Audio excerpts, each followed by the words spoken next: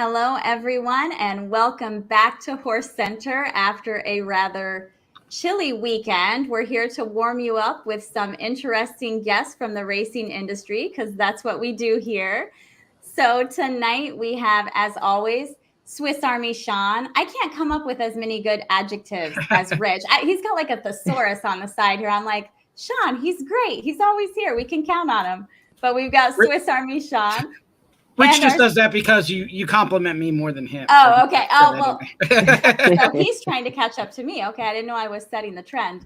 But our special guest tonight is a very special person indeed. He's actually one of my all-time favorite people.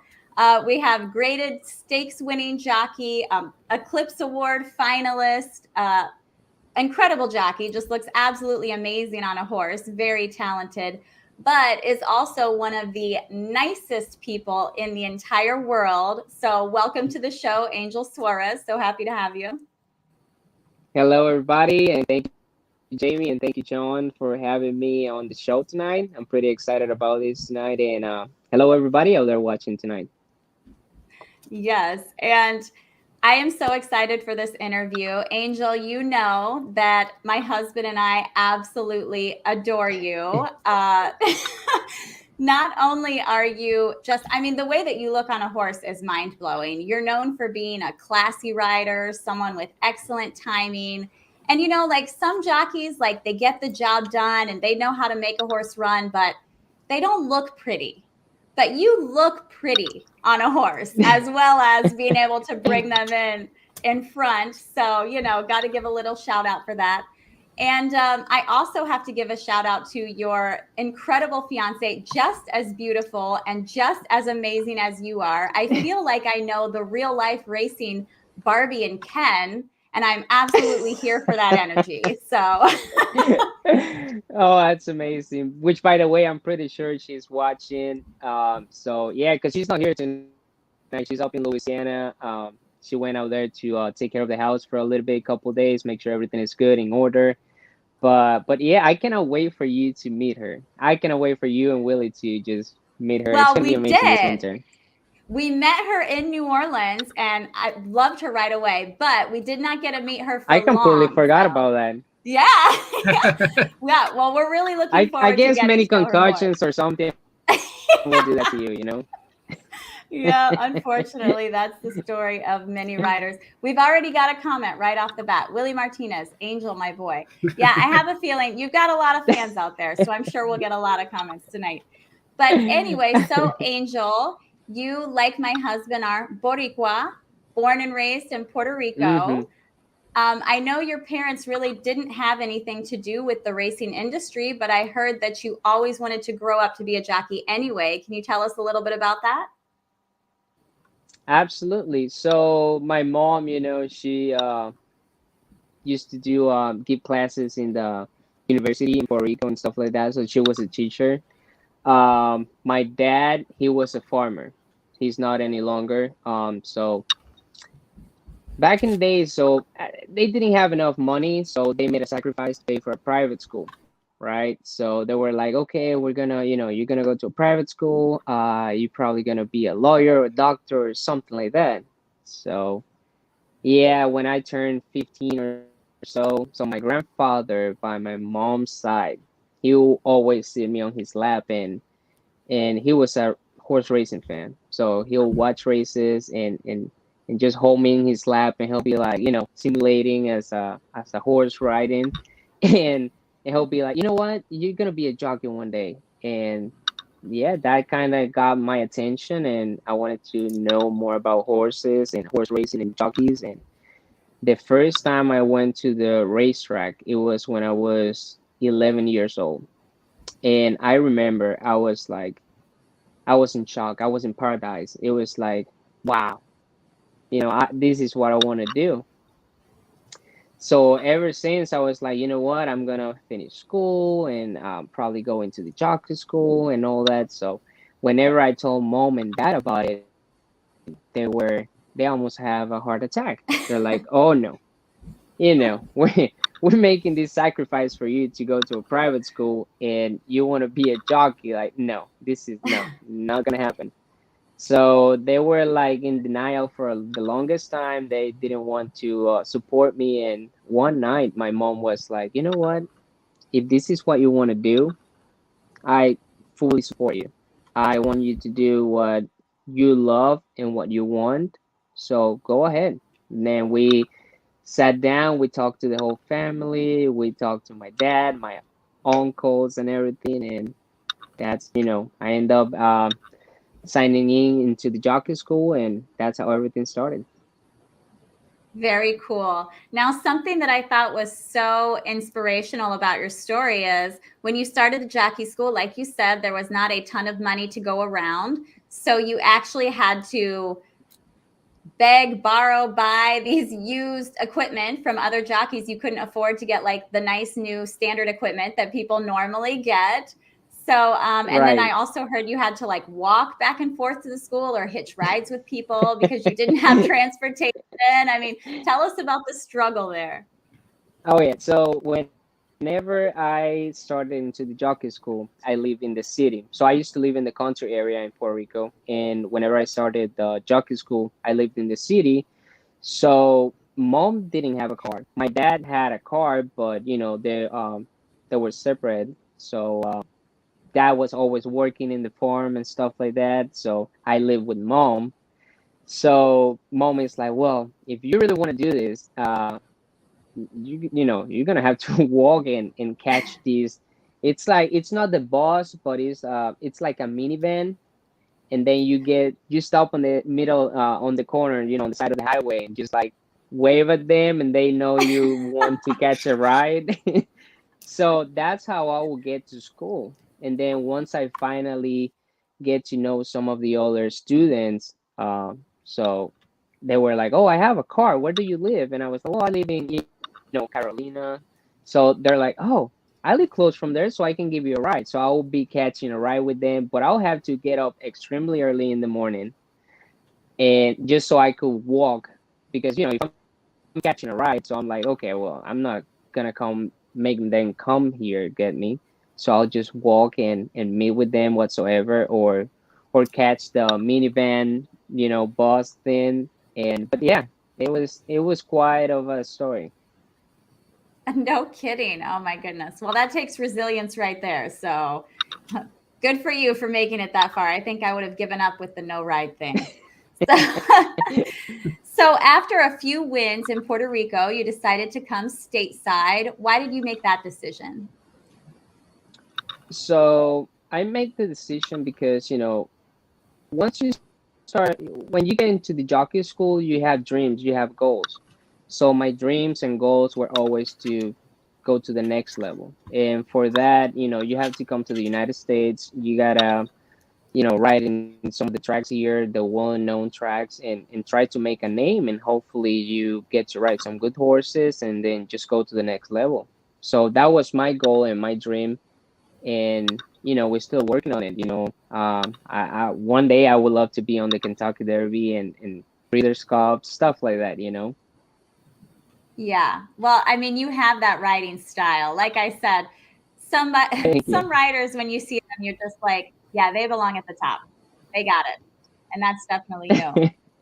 So now Thank you you. had Thank a you. wonderful apprentice year. I think it was 2012, right? When you had your bug? That is Yes. correct. Yeah. And you had 151 wins. Like, that's unbelievable. It's kind of shocking that you did not win the Eclipse Award that year for Apprentice. You were nominated, you got tons of votes, but you went against some really heavy hitters that same year, including Irad Yeah. Ortiz. I mean, how much tougher competition can you get, right? Right. Yeah. No, it was that year. So I graduated with Jose Ortiz, Irad Ortiz brother.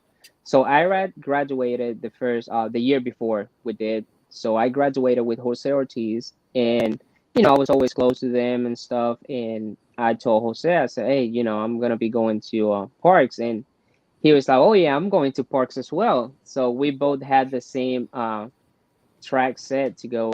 Whenever we came to the United States, we both came to Parks, and he was working with Donna Service, John Service, and Jason Service cousin.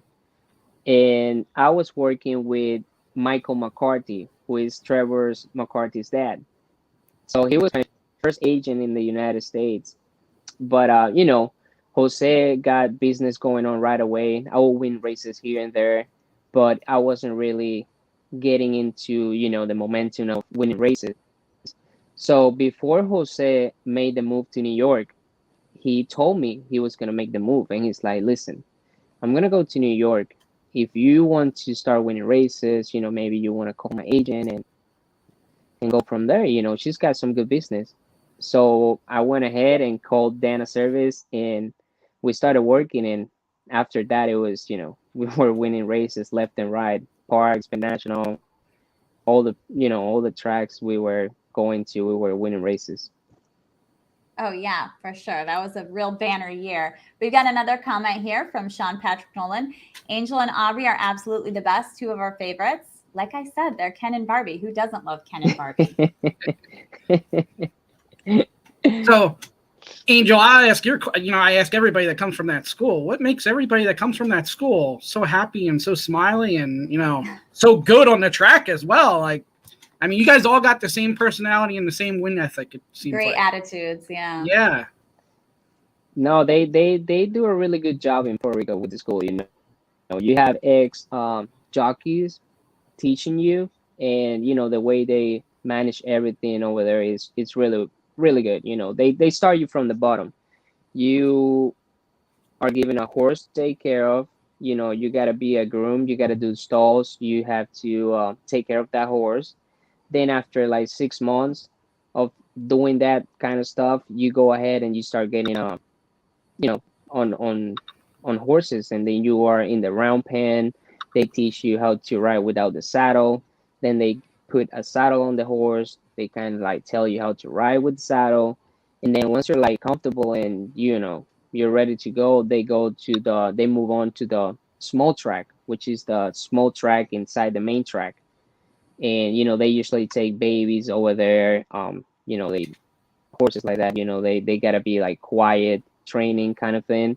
So that's where we go. And then the second year, you go from doing all that stuff to straight being an exercise rider pretty much. So you go to the main track, and then you start working basically as an exercise rider. You get on as many horses as you can, gallop, you get to jog horses, you get to work horses, depend what the trainer wants you to do. And then if you show some abilities out there, then the trainers come to you and it's like, hey, I want you to get on this horse for me and stuff like that. And the more horses you get, the more ability you get, and more experience. So that definitely helps a lot. So then after your apprentice year in 2012, you become a journeyman, and like everybody else, you're still winning. You're not winning as much. You're still trying to find yourself. And then your career takes a left-hand turn in 2014. At the end of 2014, you were even shot and in a coma. Yeah. It was about to like almost die, so it was pretty bad. It was pretty serious. And how did you come back from that? Well, it took me a long time. So so for some people that don't know about it, everything was going great, in my career, and that's what happened when you are young and you're on your own, and then you start making a little bit of money. Sometimes you make the wrong decisions. Sometimes you start hanging out with the wrong crowd, and I went through something and end up getting shot, and it definitely took me a long time to get back on my feet. But it was a really good experience overall. It doesn't matter if it's something good or bad that happens to you. I believe that something happens for a reason. Everything has a purpose in life. Absolutely. How long were you in but coma? at the time, I would not understand. Wow, I was in coma for a whole week. So they didn't know if I was going to be able to, to leave or no. So yeah, it was pretty bad. So I got shot 3 times, and I lost a lot of blood, and it was just crazy. And the other question I'll ask on that, there were good doctors there. yeah, absolutely. The other question I'll ask on that is, you always hear it's very hard to earn trainers and owners' trust back. How did you do that, and who were some of the trainers and owners that really put trust in you? Absolutely. So once you go through something like that, it's like, wow, who is gonna give me mounts again, you know? But I end up I wanted to be far from this area where I always been in the area. You know, I was like, I felt like my past was gonna keep haunting me, so I didn't want to go back to parks or Penn National where I had, the bug and people knew me. So I decided to go somewhere new. So I ended up going to Oakland, and it was Mitch Dennison, who was at the time Steve's music assistant, I love and him. yeah, so he gave me a call, and that was thanks to Alex Intron, who retired not too long ago. So Yeah. Alex Intron, one day he called me, and I'm getting chills. I'm getting goosebumps right now because he called me, and I was at home doing nothing, just recovering. And he's like, "Angel, what are your plans? What are you doing?" And I said, "Nothing. I'm just, trying to get better, and I don't even know if I'm gonna be able to ride again." So he's like, "It's crazy because I was just working a horse today, and I saw a person on a horse, and I thought it was you. So I just felt like I had to call you, and So anyway, so Alex Intron get me in touch with Mitch, and then I start talking to Mitch, and he's like, "Listen, you need to come out here to Oakland. I guess this trainer, Paul Holtus Jr., he's gonna give you a job as an exercise rider, so you can start getting fit and all that. So we're gonna go talk to the stewards and see what they say." So so at the time, I mean, I went from, winning races and everything. So I thank God I was not like a person who would spend money on silly stuff. So I had my savings, and that helped me to get through the whole time I was out. But at the time all this happened, my saving accounts was running really low. So the little bit I had, I was like, hey, just tell me when you want me there, and I'll be there. So I booked a ticket, and I flew into Little Rock, Arkansas, and I went to Oakland. They, talked to the stewards and all that. We had a little meeting, and they granted me a license. So I started working as an exercise rider for Paul Holtus Jr.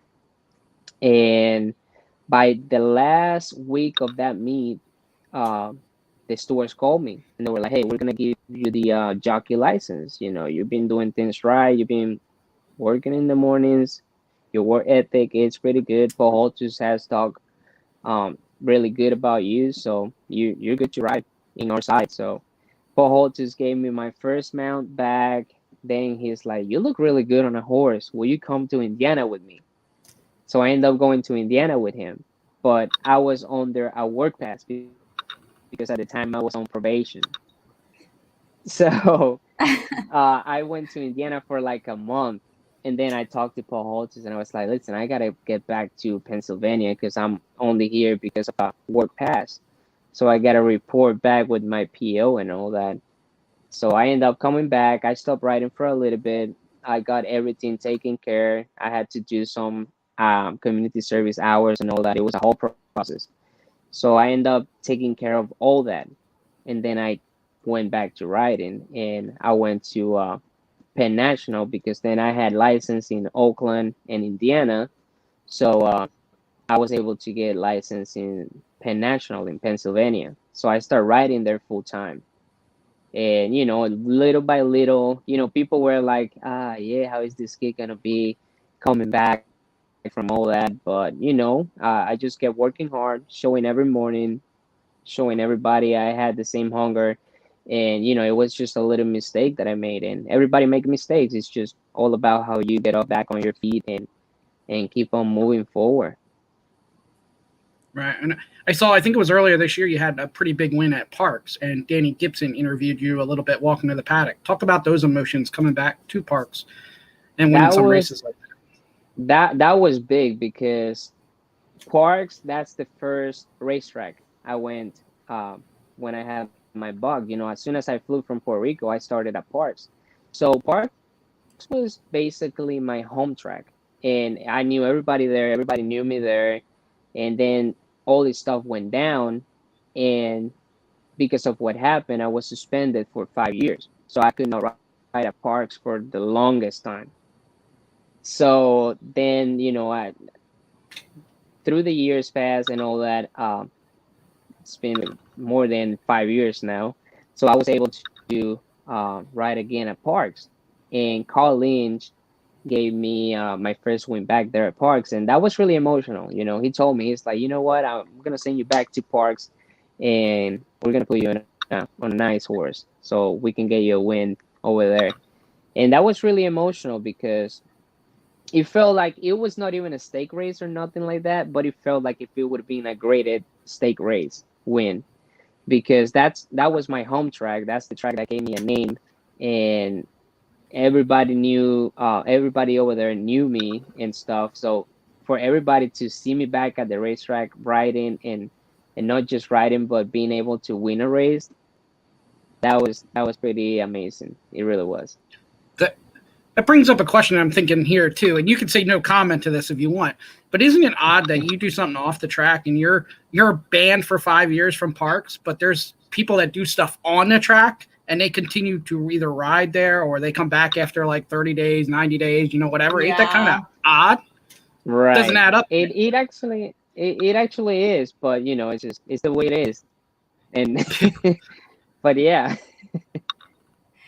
We've got some more comments here. I just wanted to chirp in real quick from Terry Hay. I love his story. So honest and inspirational. Absolutely. And we've got another one here from Robert Bryan. Angel is what I call a winner. Yes, 100%.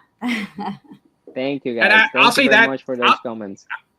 I'll say that too, Angel. When I'm posting who's coming on the show and stuff, you are very popular in the jockey community because more jockeys and stuff were liking the post about you tonight than a lot of other jockeys. So you are very popular in the jockey colony. Yeah. Thank you. Let me say this about Angel. Okay. He will literally help out anyone. He will do whatever he can to, just assist others, give them things, help them with advice, whatever. Angel is like the really cool, popular guy in school that everyone wants to be like, but he doesn't know it. He's just like, he just acts so like, oh, hey, everybody. No, not at all. He hangs out with all the right people, goes to all the right places, but he just acts like, oh, yeah, I'm no big deal. So Angel, you were talking about. I still don't feel like it. No, well, you're wrong, but that's okay. So, so you were talking a little bit about how hard you've worked throughout your career, especially with your comeback and whatnot. And that is so true. I read this quote that I picked up from an interview from you that said, "Hard work always beats talent." I love that quote. Absolutely. And that is so you've set yourself up in that area where you can ride 3 or 4 different tracks regularly. You do happen to hop around a lot. And tell us a little bit about your plans for this winter, just because it makes me happy. Oh, I'm extremely excited about this winter. So I was talking with my agent, Scott Silver, and, we were like, hey, what is going to be the next move? So he's like, you know what? How about Tampa? I said, Tampa? Say no more. That's it. Tampa is perfect for me. I like it, because the past 2 winters I was going to fairgrounds, and thanks to Mike Steedham, who also, big shout out to him because he gave me a big opportunity. I was riding a bunch of winners for him over here in Delaware, and one morning he saw me at the barn and he's like, hey, what are your plans for winter? So would you like to come to fairgrounds with me? So I was like, wow, that's a good opportunity, because I feel like fairgrounds is a really good track to keep improving as a rider. You get a really good colony of riders, horsemen, and you get really nice horses. And sometimes you open some doors to go to Kentucky. And I always wanted to be in Kentucky. So that first year I went with him, we were doing really good. I was just riding for him, and we ended up winning like 12 races in 1 month. We won a stake race and everything. And luckily, just my luck, after I won the stake, the very next race I go out and ride, a horse breaks down in front of me. And I was just sitting right behind that horse, and I end up going down. My horse rolled on top of me, and he caught my leg in a really weird position, so I ended up breaking my femur. So I was out for the whole winter. So it took me a long time to recovery. I went back. Then after that, I was recovering and all that. So I decided to go back to Delaware and start riding over there. And, had a really good summer. Then for that winter again, which it was last winter, I was like, you know what, I'm going to go back to fairgrounds. But it was good. I got to win some races, but it was not like I wanted it to be. So I ended up coming back to Delaware, and so far, I got in touch right before the meet ended in Fairgrounds. I ended up getting in touch with Scott Silver, my actual agent right now, and he told me he wanted to take my book at Delaware. So I was like, that's a no-brainer. He's one of the top agents in the area. So far, we've had a really great summer, and once I told him about my plans for the winter and he mentioned Tampa, I was pretty excited, and he's gonna have my book over there as well. Awesome. And you always do exceptional at Tampa. The trainers absolutely love you here, as well as the jockeys. Everyone does. We got another comment here from Willie Martinez. Angel is a walking miracle without a doubt. He is one of the most genuine people to be around. His hard work got him back on track, plus his talent is undeniable. Like I said, I mean, I'm going to have to scroll down here reading all these comments. They're adding up quickly. Okay, so I read something else, Angel. Is this still true? I heard that you go for a run in the mornings often to check out the track conditions and kind of like, alter your riding based on how the track is doing that day. Do you still do that, or have you kind of left that behind? I kind of left that a little behind because that's thanks to my agent. He makes sure he keeps me busy enough so I don't even get time to go for a run. But yeah, I would like to do that. I would love to do that a lot. Like last year, I would do it all the time. I will get done riding, I will put my plastic suit on, and I will go take a run at the track, and especially on the turf course, because the turf course, it can be really tricky. So you got to know your spots. You got to know if it's soft, if it's hard, where you want to be, where you not want to be. So I used to do that a lot, but now I just stayed so busy, working in the morning. My agent gets me working horses at Delaware. Then he sends me to Fair Hill, which is a really good training center we have here in Maryland. And he's got me all over the places, so I don't get to run too much. But so I now can imagine. just pay attention to the races, That's all. I just pay attention to what's going on, who's winning on the lead, if the track is playing for the horses that come off the pace and stuff like that. So I just pay attention more now. Oh, yeah. I mean, I remember when you were here riding in Tampa, you would be driving to Ocala to work horses and then come back, work the morning, work the afternoon. I'm like, I don't know how he does it. Like, I consider myself having a lot of energy. Oh, I would not trade you places. No shot. So, Angel, what do you think of as one of your most favorite memories in racing, like a real high point for you in your career? Wow, a real high point. Definitely when I went to participate for the Eclipse Award. That was a really special moment, no doubt. And also when I got to ride my first stake race in Saratoga. And I was still had my bug at the time. So that was a really whole next level experience. I was like, wow, you cannot compare Saratoga with, like the other tracks, I don't want to take too much out of the other tracks, but Saratoga is something that is just like a unique experience. It really is. Sure. And we got. So I never got. Oh, okay.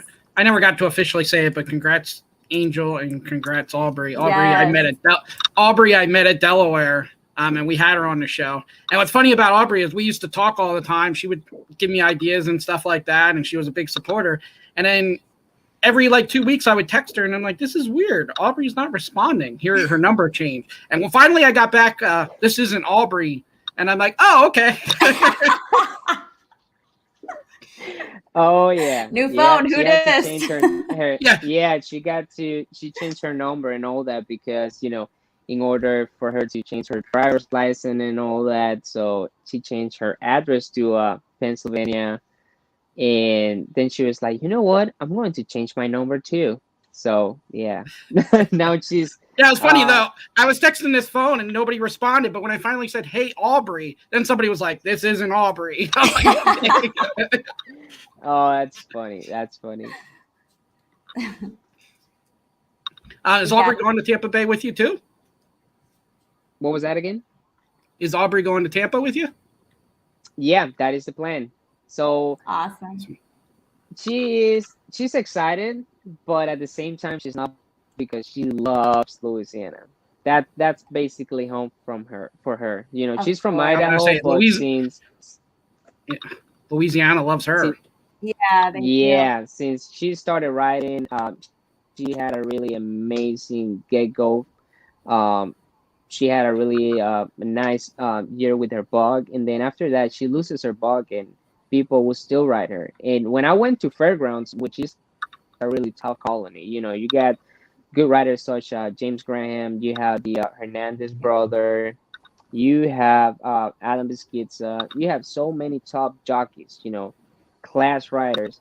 And for a female to do as good as she does, I was like, wow, this girl, she's gotta look good on horses. And the first time I was watching a race, I was like, who is this jock that just won? This jock looks really good. So I started looking at the program like, Aubrey Green. What kind of name is that for a boy? You know, like, so then I ended up meeting her and I was like, wow, like you look really good on horses and you don't ride like a girl, you know, you look like a man on a horse. But she's an amazing rider, and like I say, you know, she's got a really good business in Louisiana. So I know she's not probably happy about going to Tampa, but at the same time, she is, you know. And baby, I know you're probably watching, so I'm sorry about that. I'm taking you away from your swamps. But I'm Aubrey, sorry let me about just that. encourage you.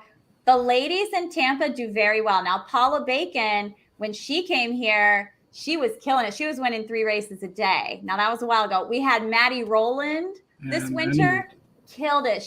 I Yeah. mean, just absolutely took off. So the ladies have a fair shot here at Tampa. So I'm sure that you will get plenty of love here. I mean, who doesn't want to ride Barbie? You know what I mean? Like, you'll have no problem here.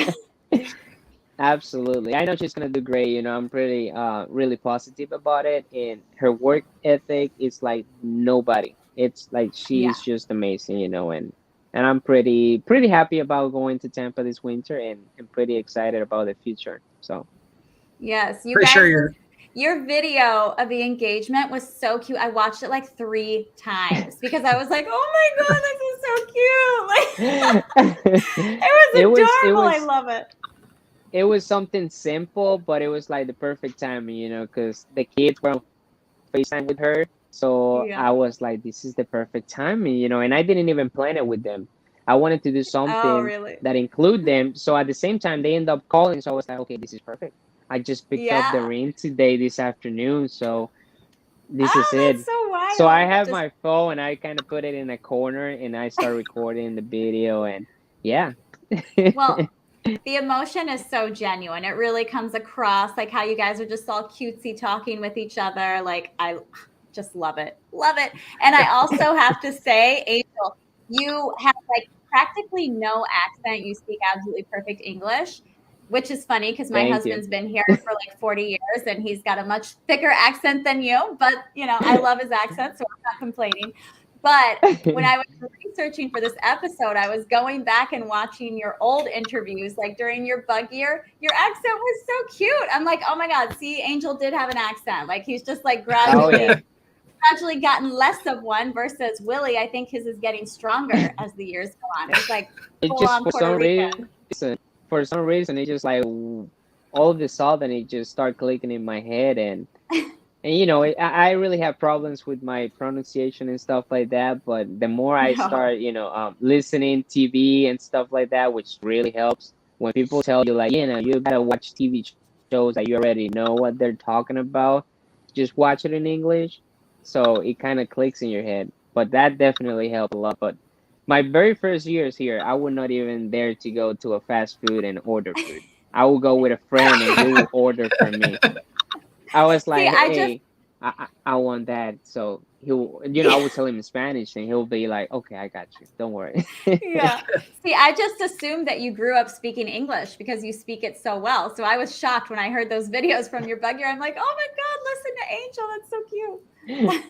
Yeah, yeah. That sounds dangerous to learn from the television. You know, my 4-year-old learns from YouTube, and it's not a good thing.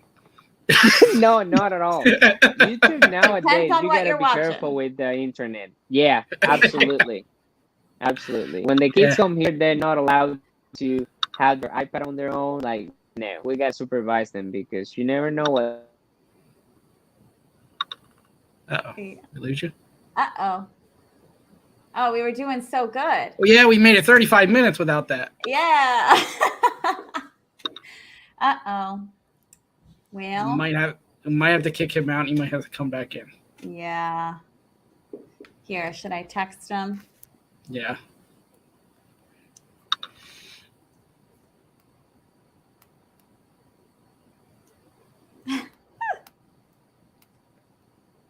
Well, here, let me pull him out. Oh, I pulled the wrong one out. There we go. Wow, that's the first time I've been kicked out. I made the mistake. I clicked the wrong button and I turned myself into the big head. Yeah, you did that too. Ha ha.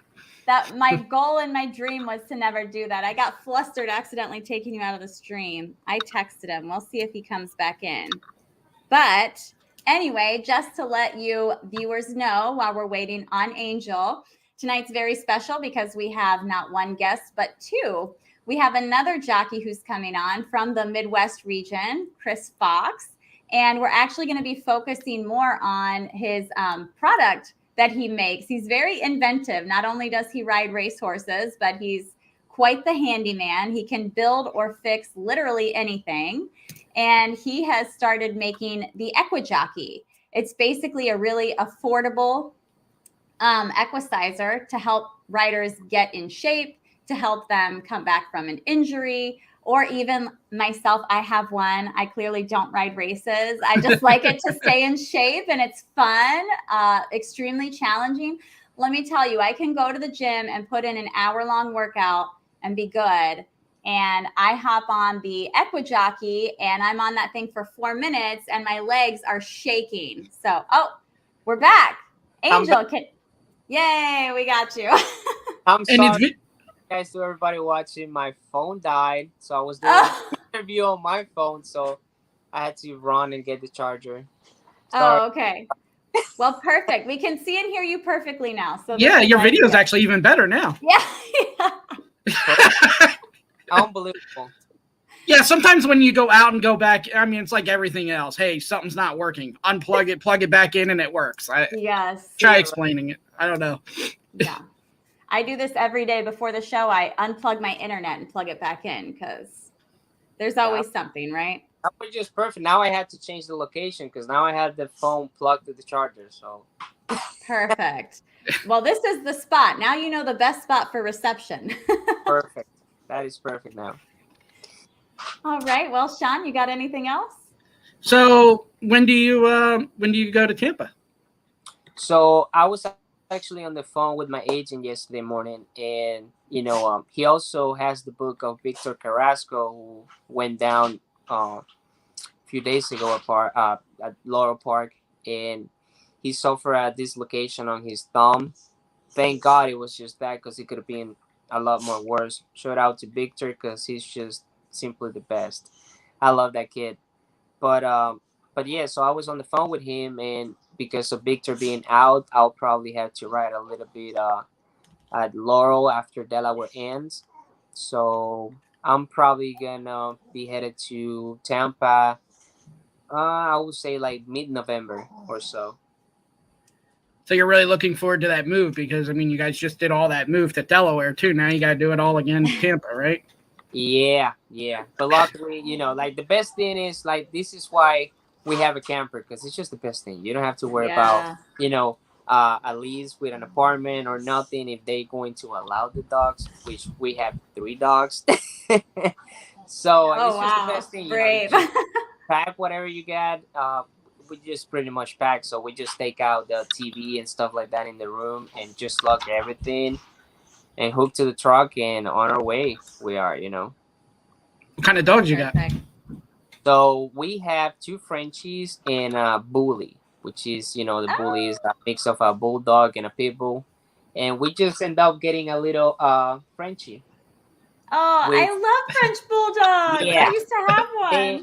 They are the greatest. So actually, Aubrey wanted to get a hairless cat. Oh, ooh, okay. So I That's was a like- choice. I've never been into hairless cats, so I'm like, no. So she will send me all these TikTok videos, like, look how cute, this and that. And I was like, okay, no, they are not cute at all. I'm a really animal person. Like, I love animals, but hairless cat, they just, I don't know, they're intimidating. It's just, so I would tell her, I would be like, what if I wake up in the middle of the night to go to the bathroom and that thing with no hair is just staring at me in bed? Like, no, I will have a heart attack. So I was like, no, I don't think we're going to get a hairless cat. I mean, maybe she was just inspired by your hairstyle. I don't know. Maybe because I would always complain. I'm like, well, I'm already bald. Like, I gotta be shaving every single, you know, after like 3 days or so. And she's like, well, I love your bald head. Like, you look cute. So maybe that's why she's. There you go. That's her style. That's So you better stop Exactly. saying that hairless cat looks cute because that's Yeah, what she's saying. Jamie brought out at a really good point there. So maybe. Maybe you're afraid you'll be looking in the mirror every time you see Oh. it. Like, just kidding. See, 41 minutes in, then Jamie starts with the dig. No, Angel, Right? knows I adore him. Just got to have a little fun. And we actually, in the queue here, I have Critter, Kris Fox, and I have Willie waiting to come on. Do you want me to bring them in so you guys can say hi real quick before we let you go, Angel? Absolutely. All right, let's add them in. Let's make it a party. Here we go. Hey, guys. Hey. Hello. Hey. Oh, okay. I was like, can we hear you? Yes, we can hear you. Can you hear How us? are you? And that's my husband, Willie Martinez. And that is, hi, honey. And this is our dear friend for many years, Kris Fox, the guy who makes the wonderful Equi-Jockeys. Can you pan over and show us the Equi-Jockey real quick here? I wanted Angel to say hi before we let him go. I need to get me one of those, by the way. So I hope I get a good deal. Let's see. Give me a minute. Let me figure out if I should flip the camera or just. Oh, we got a comment here from Kiever too while they're figuring out that situation. Looking forward to Tampa with my boys. Yes. And the girls. Don't forget me and Aubrey. Come on.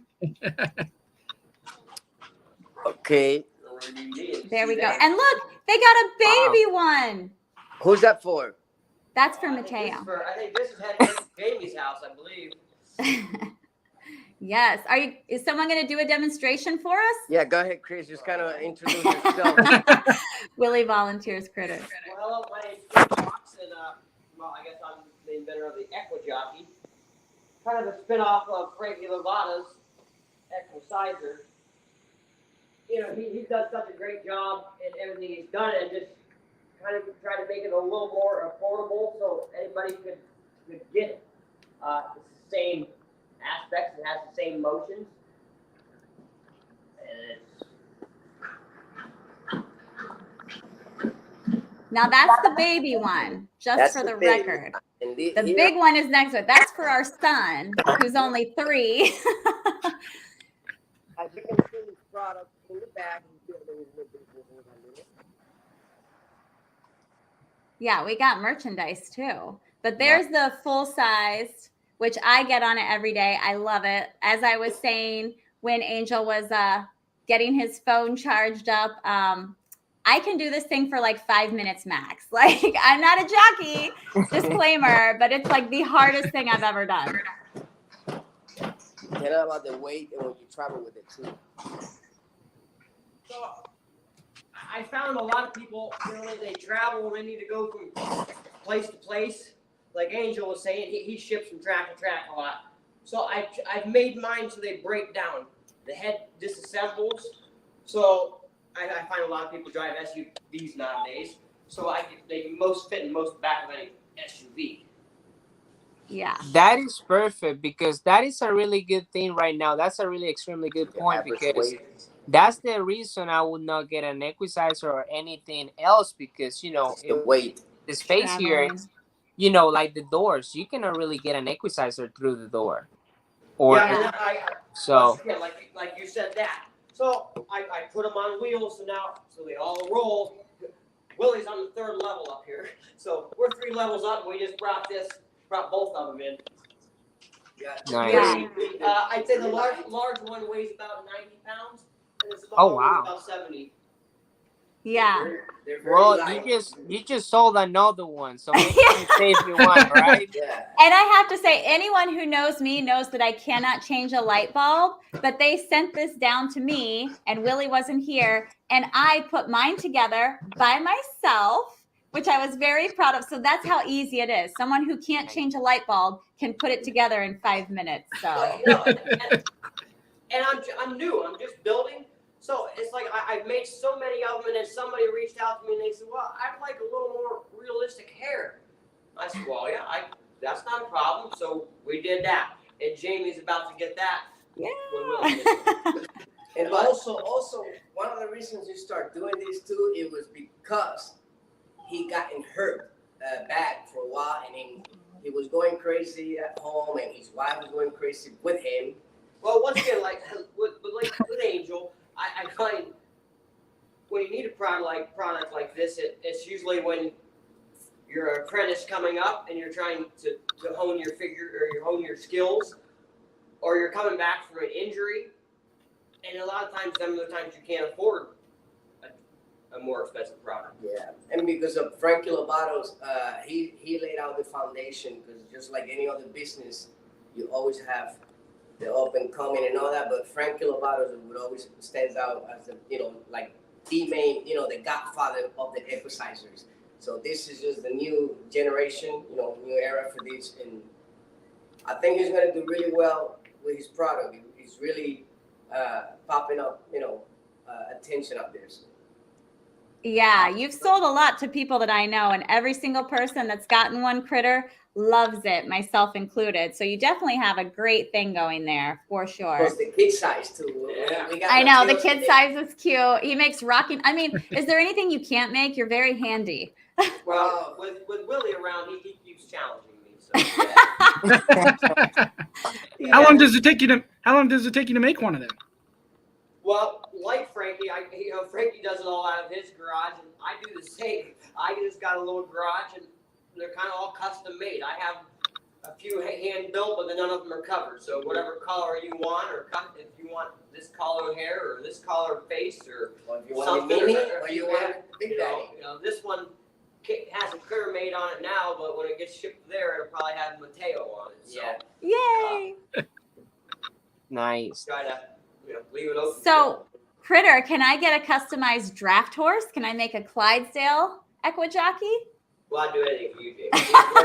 and I just throw this out there. You do realize I think I started out ponying with you opening year at PID. Oh, yes, that's true. That's true. I mean, I know that we went all the way back to the opening year, but you ponied. Yeah, that's right. Yeah. Very cool. Yeah. See, I taught you everything you know. Great summer, great year. So it's about obstacles, I feel, in life, and some of my obstacles brought me to this, and it's helped me through a lot. And good therapy, right? Yeah. Yes, I have to say, we have 2 guests on tonight who have overcome so much between injuries, between just all these little detours in the careers. You guys are like some comeback kings, because there have been many times that I'm sure people have counted you both out, but here we are today, right? Living the life, happily married, happily engaged, soon to be married, So happy for both of you. Oh, well, then you'll need a junior on the way too, Angel. Uh-oh. Oh, snap. Oh, Angel's getting nervous. His reception's breaking up again. I don't know. Oh, no. You're never a good camera guy. Sorry. Yeah. You're a really bad camera guy. I don't know what the camera is on this. He's oh, fired. He's fired. He takes bad pictures of me. I thought it was just me. He was trying to make me unattractive to everyone else. No, it's him. Yeah. Yeah. Look at the background. He made me do all this. I love it. You guys are like set up. I need to get one of those shirts, man. Those are cool. Yeah, where do you find this merchandise at? Yeah, where do you get the merch? I got you covered.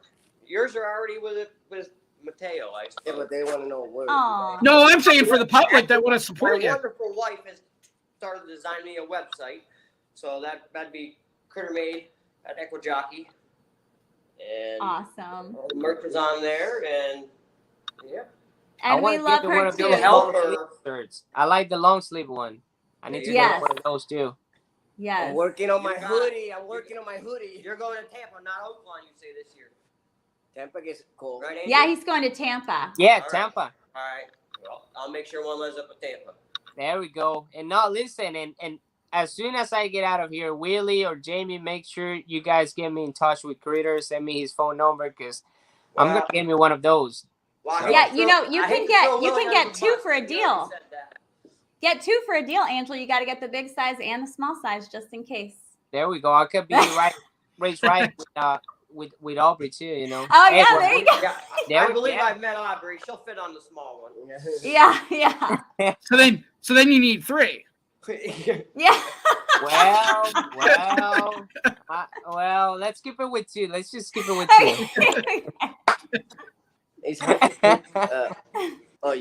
You're gonna add up. Babe, show them the nameplates too. I love the nameplates. Ours yeah. is like the Martinez family. Like I just love having the personalized.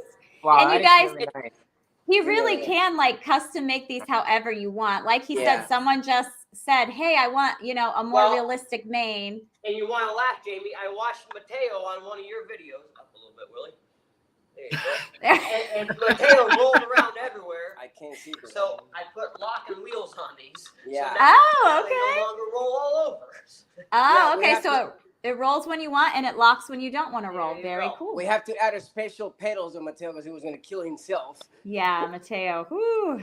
He loves his little rocking horse thing, though. Loves it. But he has been hopping on my Equi-Jockey, and I get upset every time I try to get on it. He's climbing up behind me. Now he'll have his own. Wait till he sees this one. That's gonna be. I know. So And cute. great. We got 2 gray horses now at home. Yeah. Oh, yeah. So there you go. Great product. Yeah. Happy to meet you, Angel, and thank you so much, Jamie. Nice to meet you as well, my man. Pleasure. Thank you for coming on, Critter, and thank you for helping him get reception, babe. Love you. Bye. Love you. Bye. Bye, guys. Oh, it happened again.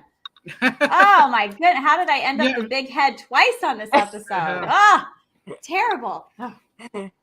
Oh, look, we've got more comments here. They look like brothers. I don't know if they're talking about Willie and Critter, or I don't know who they're talking about, but sure. So I was gonna ask Critter himself, but where did he get the nickname from? I don't know. That's a good question. He's a good old country boy. I mean, him and Willie go out and like play with guns all the time. Like that's how they blow off steam because he lives in the middle of nowhere. There is no reception. That's why he had to go to Willie's apartment to do this tonight. Sorry, Angel, we had to like tack someone into your interview because Willie's leaving soon. Hey, that is perfect. I got to meet Critter because I'm definitely gonna get one of those. Aubrey and I winning one for sure. And that's the fun we had, I'm pretty happy to see the new product and, he's come up with some really good ideas, like you can take it apart and all that, which is really convenient, especially for someone like me and Aubrey. We're constantly moving, we don't have much space. So it's just perfect. So I love the rolling too, because we have it like off in the corner, but I like to pull mine out so I can film myself sometimes, and make sure I look good. I'm trying to look like Angel. I'll never get there, but I can dream. But oh no, it's okay that I don't look like you on a horse. I would never expect that. I don't have the years of training for all that, but I sure do have fun on my little Equi-Jockey. You don't want to be a hairless cat on a horse. I don't know.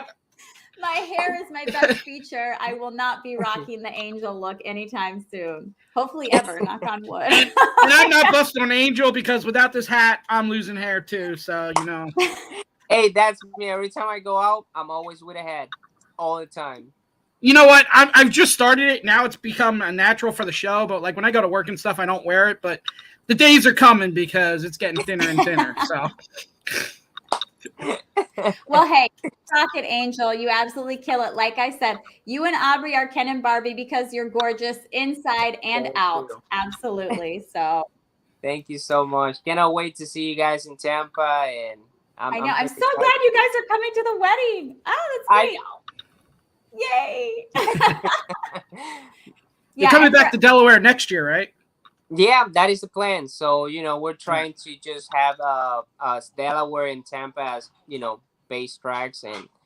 And that's the thing, you know, you just got to keep the business. And, you know, a lot of people from Delaware and Jersey, they go to Tampa. So I think it's just going to be good for future business, you know. Then whenever we go back to Delaware, it's just going to keep the same business. You keep the trainers happy and you get to keep riding the same horses and stuff. So that's the plan. I usually try to make it to Delaware like once a year. I'm within like an hour and a half of Delaware Parks and Penn, so hopefully next year I can meet up with you.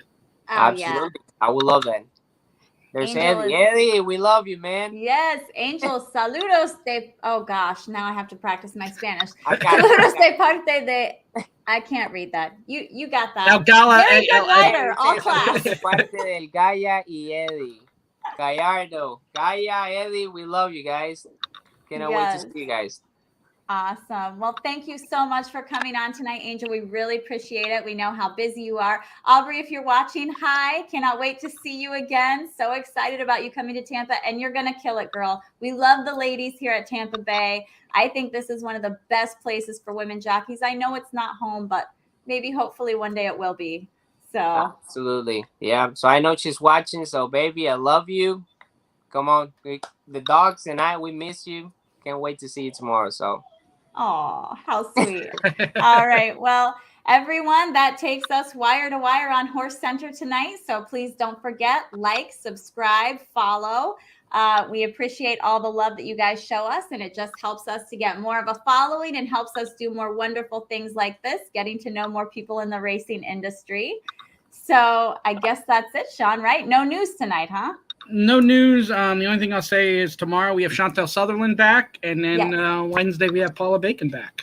Yes, so it's the Blonde Bombshell week. That's what I was telling Sean. Not with Angel, but with his fiance. Yeah. Why you gotta do me like that? Angel's never coming back on now. He's called a blonde bombshell and a hairless cat. I mean, we've never insulted a guest like that. Never. Why you gotta do me like that? Come on. Now. I know I got no hair, but oh my god. But you know what? A guest usually doesn't stay around for an hour neither. So now you stayed long enough that we got comfortable to, throw some We pigs hit at a you. new record. Awesome. Well, everyone, take care. Have a good night. And we know that we will be seeing Angel very soon in the Winner Circle. Winner Circle. Yay. Thank Good you night, guys everyone. for having me on the show.